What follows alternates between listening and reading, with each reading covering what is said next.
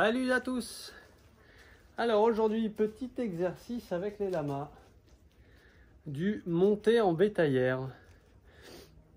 Donc au lieu de les prendre au licol et de les monter dans la bétaillère, eh bien, j'ai choisi tout simplement d'essayer une méthode un peu plus douce et basée, on va dire, sur le volontariat. C'est-à-dire, donc j'ai ouvert les portes, j'ai été mettre du foin. Je vais peut-être le rapprocher un peu. Oh, on a une belle araignée ici. Oui, madame, va falloir partir. Va falloir partir. Donc, revenons-en à nos lamas. Je n'ai pas ouvert ces portes ici complètement à fond pour pas qu'ils puissent passer la tête et venir par là directement. Allez, venez, venez, venez! Donc je sais qu'il y en a certains qui montent facilement dans la bétaillère, genre Pedro. Attendez, je fais deux choses en même temps.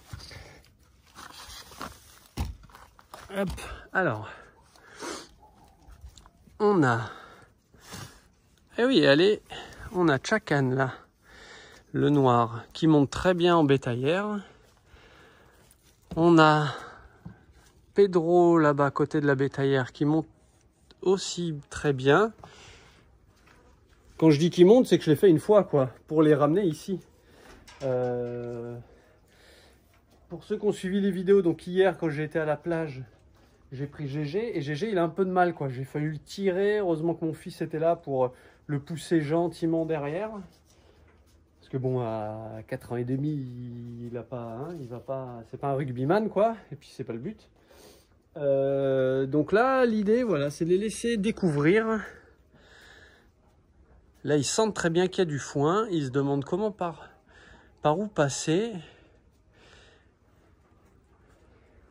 Et donc, j'aimerais que ça se fasse dans une méthode dite douce, c'est-à-dire sur la base du volontariat, c'est-à-dire que ce soit eux qui puissent y aller de leur propre chef.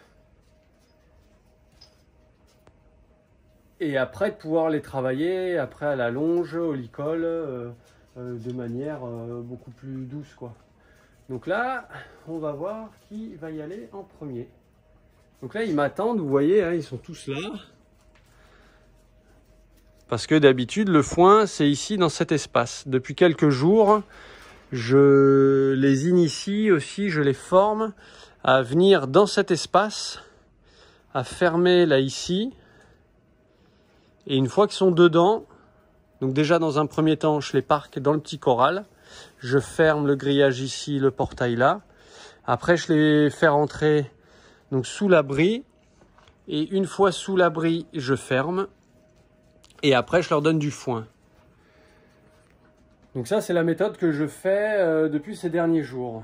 Pour qu'ils puissent venir ici tranquillement, qu'ils prennent vraiment cette habitude de ne pas être enfermés, mais plutôt d'être récompensés, quoi. Donc voilà, c'est tout un apprentissage.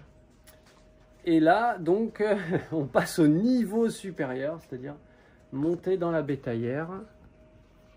Donc j'aimerais que ce soit Mani, Chakan. Donc Mani, je vais zoomer, lui.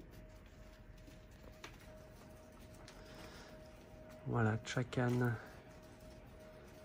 Ah, Pedro, il vient de dire à Mani de partir de là. Mais on va voir qui sera le plus gourmand. Allez GG, tu peux y aller. Vas-y, vous pouvez monter les gars dans la bétaillère. Allez manger le foin. Mani, tu viens? Mani, oui Mani, c'est bien. Allez viens. Allez Chakan, tu peux monter. Mon beau Chakan. Allez GG, viens.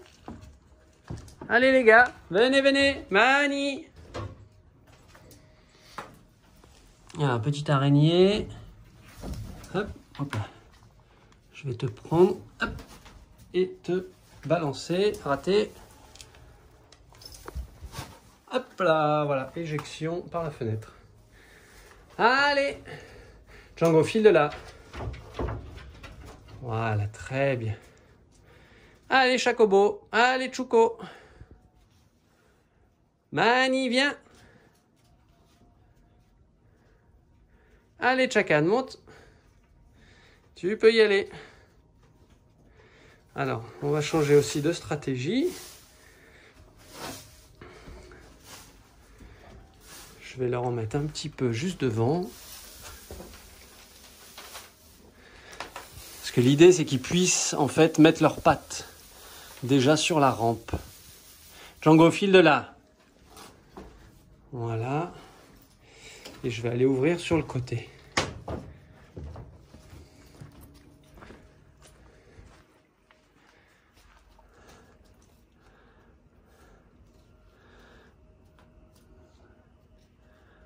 Ouais, j'ai pas mis assez loin. Là, il y a accès. Voilà, donc ça, c'est ce que je veux éviter. Donc on va juste pousser de quelques centimètres.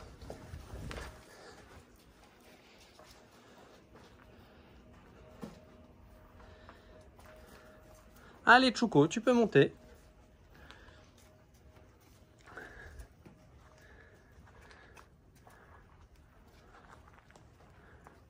Il est parti, Oumani.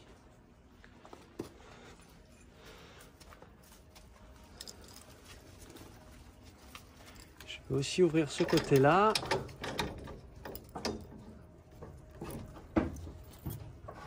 Ah, on en a un qui monte. Qui est-ce qui monte? Eh, c'est Pedro!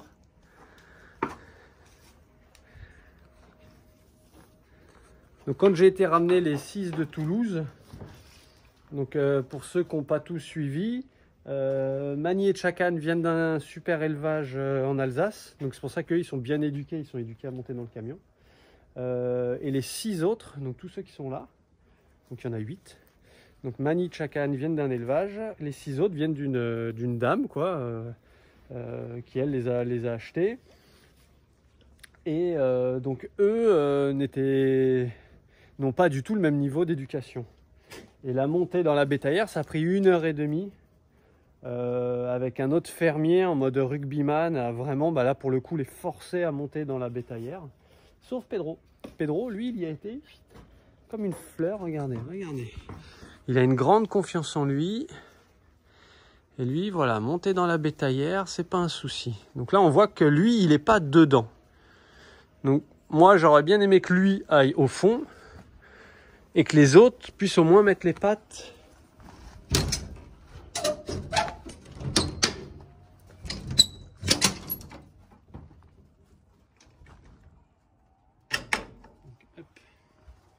J'ouvre ce côté-là.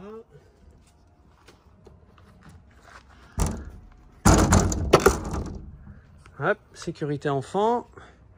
Voilà, et là, je vais pousser ça un peu. Voilà, l'idée c'est qu'ils puissent aussi passer par là, parce qu'à terme, il faut qu'ils puissent monter, descendre de tous les côtés possibles. Et donc ça, juste ce qu'il fait là, donc ça c'est GG, pour mon gentil géant. Ce qu'il fait, c'est déjà génial, parce qu'il va prendre conscience que la bétaillère, c'est un truc cool, même si donc lui, il l'a fait hier pour aller à la plage, et que du coup, je leur avais mis aussi du foin dedans, bien entendu. Mais voilà, au fur et à mesure, il va assimiler que la bétaillère, c'est un truc cool, comme on peut le faire avec beaucoup de mammifères différents, hein, autant les chiens, nous les humains, des fois on nous récompense quand on fait quelque chose. Donc le point négatif de cette façon de faire, c'est qu'on peut voir, c'est qu'il y en a quasiment qu'un ou deux. Ouais, super Pedro, c'est très bien. C'est qu'ils ne peuvent pas tous manger en même temps. Ils ne peuvent pas tous monter en même temps. Donc ça, c'est un peu le point négatif, on va dire. Chut, Django, Django, au pied. Couché. Couché. Voilà. C'est que là, clairement, Pedro, c'est le protecteur un peu du troupeau. Et il peut clairement un peu s'accaparer la ressource là. En allant, voilà, c'est un peu ce qu'il fait là. Reste couché. Bon là, il y a les autres qui mangent sur le côté. Tullio aussi.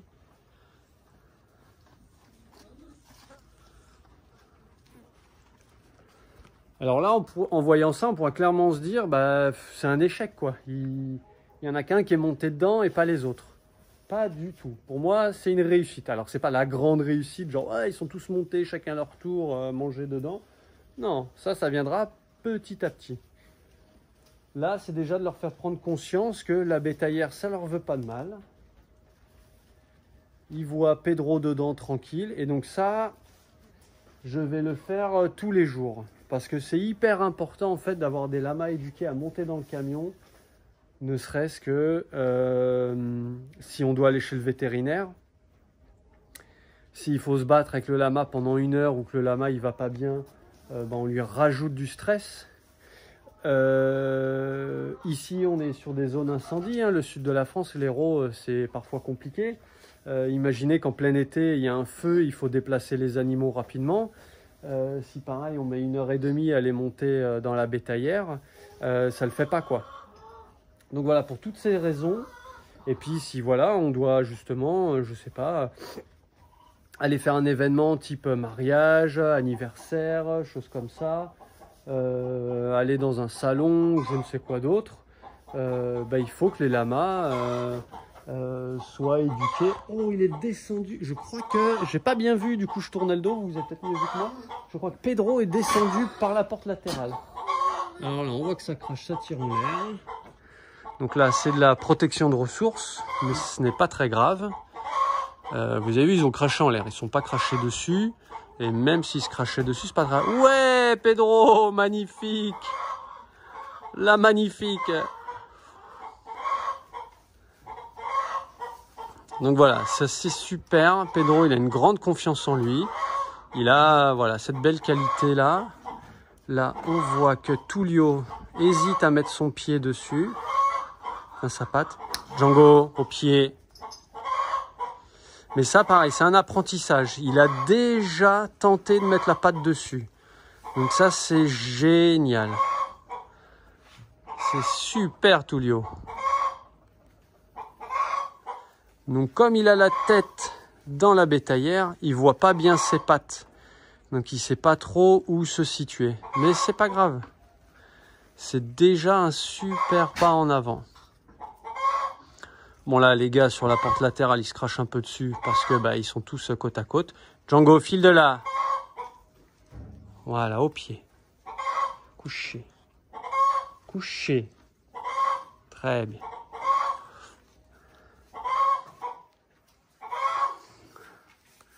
Donc là aussi on pourrait se dire que c'est un peu rude quoi, de devoir entre guillemets les forcer à faire quelque chose pour avoir du foin.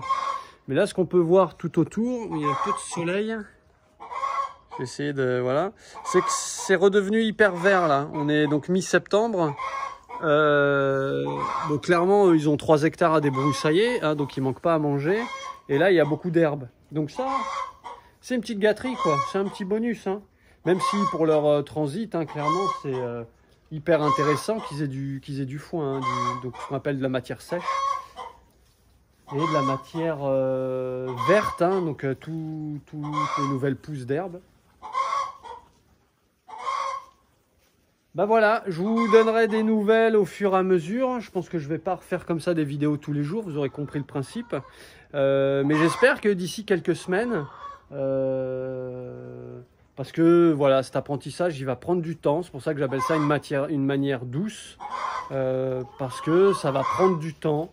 Je pourrais très bien les mettre là, leur donner du foin là, leur mettre le licol, la longe, et les amener dans la bétaillère. Hein.